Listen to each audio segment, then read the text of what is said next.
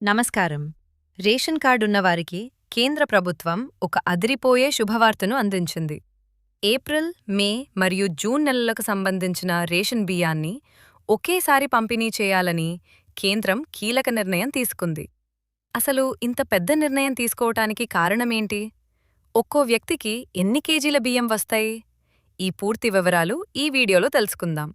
వీడియోను చివరి వరకు చూడండి. సాధారణంగా మనకు ప్రతి నెల రేషన్ అందుతుంది. కానీ ఈసారి కేంద్ర ప్రభుత్వం రూటు మార్చింది.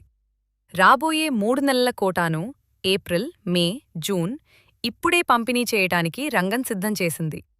ఇప్పటికే గోదాముల నుంచి రేషన్ షాపులకు బియ్యాన్ని తరలించే ప్రక్రియ కూడా వేగంగా ప్రారంభమైంది.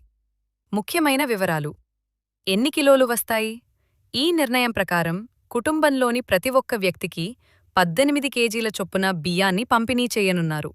అంటే మీ ఇంట్లో నలుగురు ఉంటే ఒకేసారి భారీ మొత్తంలో బియ్యం మీ ఇంటికి చేరుతాయి. ఎందుకు ఈ నిర్ణయం? దీనికి ప్రధాన కారణం FCI, food corporation of India గోదాములు. ప్రస్తుతం ఎఫ్సిఐ వద్ద బియ్యం నిల్వలు భారీగా పేరుకుపోయాయి.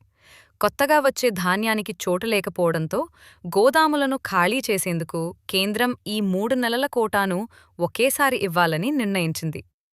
చూసారుగా, ఈ నిర్ణయం వల్ల పేద మరియు మధ్యతరగతి కుటుంబాలకు ఎంతో మేలు జరగనుంది. మీ రేషన్ డీలర్ను సంప్రదించి ఈ బియ్యం ఎప్పటినుంచి అందుబాటులోకి వస్తాయో తెలుసుకోండి. ఈ ఉపయోగకరమైన మీ సమాచారాన్ని మీ స్నేహితులకు, బంధువులకు కూడా షేర్ చేయండి. మరిన్ని ఇలాంటి లేటెస్ట్ అప్డేట్స్ కోసం మా ఛానల్ని సబ్స్క్రైబ్ చేసుకోవడం మర్చిపోకండి.